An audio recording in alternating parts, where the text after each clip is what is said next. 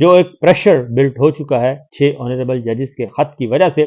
اس کے ثمرات آنا شروع ہو گئے ہیں، کیونکہ 6 آنریبل ججز کو داد دینی چاہیے اور ان کا ساتھ دینا چاہیے۔ میں بار بار اس بات پہ اصرار کر رہا ہوں، اور ان کو جتنا بھی دھمکایا گیا، ڈرایا گیا، وہ سب کی سب کوششیں ناکام، اور انہوں نے برداشت کیا، اور انہوں نے اپنی زندگیوں کو خطرے میں ڈال کر ایک قدم اٹھایا ہے، خط لکھا ہے، اور خط میں وہ سب کچھ بتا دیا، طاقتور حلقوں کو للکارا،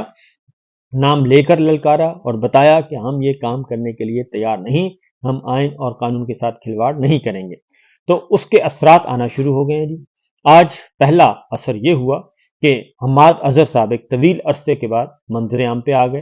اور انہوں نے پشاور میں اپنے آپ کو ظاہر کیا، پشاور ہائی کورٹ میں گئے، اور اب تصور کریں کہ 51 مقدمات 51 کیسز ہیں ان پہ، حماد اظہر پہ، اور وہ کسی ایک بھی جگہ پہ لوکیشن پہ موجود نہیں ہے۔ 9 مئی کی آڑ میں، 9 مئی کے بعد 51 مقدمات 51۔ اس سے آپ اندازہ کر سکتے ہیں کہ کتنی زیادہ فسطائیت اور ڈکٹیٹرشپ ہے پاکستان میں اس وقت، پچھلے 2 سال سے، اور خاص طور پر 9 مئی کے بعد کس طریقے سے بے دردی سے پاکستان کو رسوا کیا گیا پوری دنیا میں۔ تو 51 مقدمات انہوں نے پشاور ہائی کورٹ سے رجوع کیا ہے، منظر عام پہ آ گئے ہیں، روپوش تھے اور داڑھی نہیں رکھی ہوئی، اور انہوں نے گفتگو بھی کی ہے، اور انہوں نے بتایا کہ میں کسی ایک جگہ پہ بھی اس لوکیشن پہ نہیں تھا جہاں میرے خلاف مقدمات درج کیے گئے ہیں۔ بہرحال یہ ظلم صرف ان کے ساتھ نہیں ہے جی، یہ ظلم جو ہے بہت لوگوں کے ساتھ ہو رہا ہے، اور کئی تو لوگ بیچارے، ہزاروں لوگ ہیں جو جیلوں میں بیچارے گل سڑ رہے ہیں، اور وہ پاکستانی ہیں، اور پاکستانیوں کے ساتھ ہم یہ سلوک کر رہے ہیں۔ بہرحال حماد اظہر صاحب آ گئے ہیں، حفاظتی ضمانت کروائیں گے، اور اب وہ اپنے کیسز کا سامنا کریں گے۔ دوسری جانب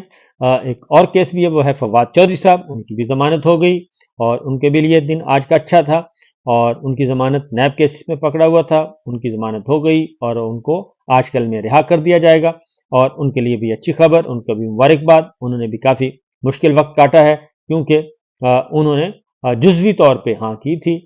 تو انہوں نے کہا تھا کہ نہیں، جزوی طور پہ ہاں نہ کریں، مکمل طور پہ ہاں کریں، آپ پریس کانفرنس بھی کریں گے، آپ آئی پی پی بھی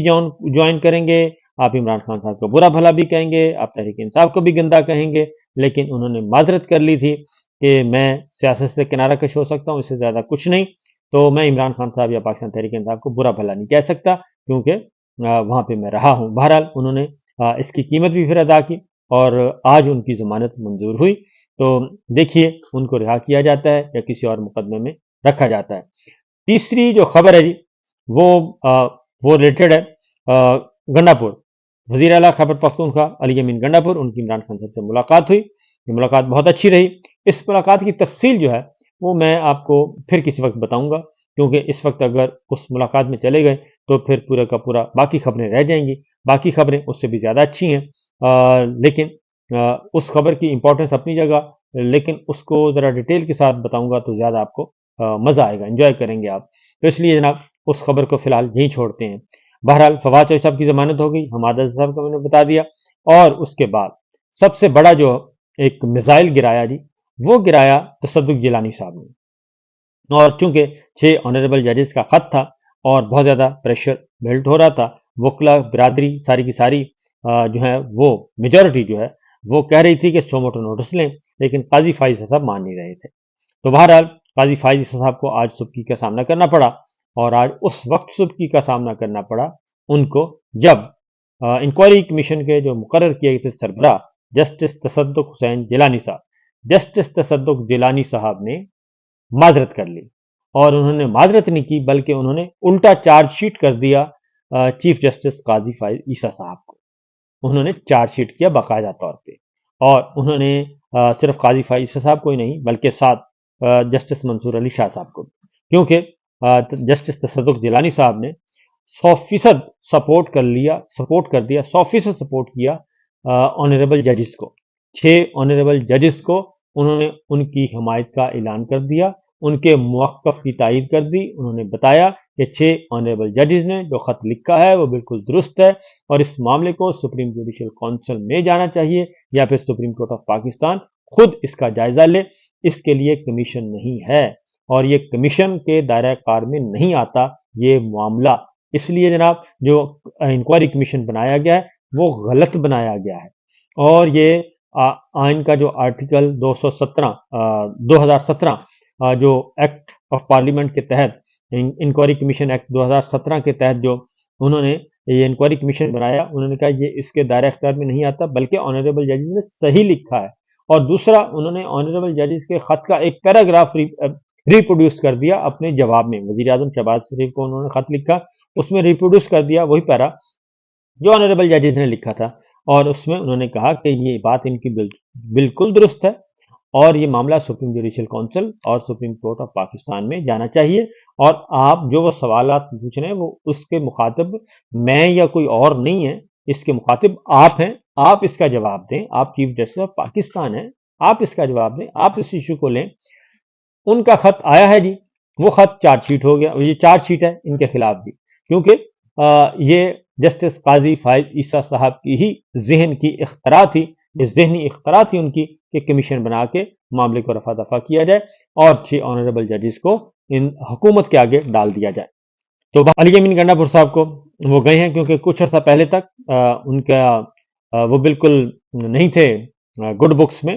اور وہ آنا چاہ رہے تھے، ان پہ پابندی لگا دی گئی۔ مریم صاحبہ نے آرڈر پاس کر دیا کہ پنجاب میں جیلوں میں بہت ہی الرٹ ہے، ہائی الرٹ ہے، کوئی ملاقات نہیں کر سکتے، ایک بالکل کرفیو نافذ کر دیا گیا جیل کے ارد گرد اور جیل کے اندر۔ اور اس کے بعد ایک ملاقات علی امین گنڈا پور کی ہوئی، وہ ملاقات بھی بغیر پروٹوکول کے، بغیر کسی سیکورٹی کی گاڑی اندر نہیں جانے دی گئی، وہ ہوئی۔ اور اس کے بعد پھر آج یہ جو ملاقات ہوئی ہے، آج فل پروٹوکول کے ساتھ وہ آئے، سی ایم کے جو پروٹوکول ہوتا ہے اس کے اکارڈنگلی انہوں نے آگے اندر گئے ہیں، اور آج کی جو عمران خان صاحب سے ملاقات ہے وہ ایک خوش آئند ملاقات ہے، اور خوشگوار تبدیلی کا نام ہے اس کا۔ اور اس سے پہلے بہت زیادہ تنقید ہو رہی تھی خاص طور پہ کہ جناب یہ محسن نقوی سے کیوں ملاقات ہوئی ہے، اور محسن نقوی کے ساتھ ملاقات نہیں کرنی چاہیے تھی، لیکن وہ وزیر داخلہ ہیں اور ورکنگ ریلیشن شپ رکھنی پڑتی ہے، اور انہوں نے ملاقات کی اور بہت اچھا کیا۔ انہوں نے بتایا بھی کہ ہماری جو روایات ہیں، لیکن میرا اپنا خیال ہے جی کہ محسن نقوی صاحب جو ہیں وہ ان کی ملاقات جو ہے وہ نارمل نہیں تھی، بلکہ وہ سندیسہ لے کر گئے تھے، اور سندیسہ لے کر گئے ہیں، اور سندیسہ کا جواب دیکھیں اب کیا بنتا ہے، اور اس کی ڈیٹیلز ہم کوشش کر رہے ہیں، شروع کر رہے ہیں کہ کیا ہے، اس میں کھوج لگایا ہوا ہے، اور اپنے جو ہیں ہرکارے جو ہیں وہ دوڑائے ہوئے ہیں، کہیں نہ کہیں سے خبر آ جائے گی اور وہ بتا دیں گے کہ اس کے پیچھے ماجرا کیا ہے اور کیا کھچڑی پک رہی ہے، کیونکہ جو کھچڑی پک رہی ہے وہ میرا خیال ہے کہ پی ڈی ایم 2 کے لیے اچھی نہیں ہوگی، اور پی ڈی ایم 2 کو جب یہ پتہ چلے گا تو بس آپ انتظار کریں، 2-4 دنوں میں کوئی نہ کوئی اسٹیٹمنٹ آ جائے گا، وہ جاوید لطیف صاحب بولیں گے یا پھر طلال چودھری صاحب بولیں گے، اور ان دونوں سے کام نہ لیا گا تو پھر رانا ثناء اللہ صاحب، ان تینوں میں سے کوئی بھی آئے گا وہ ضرور بات کرے گا۔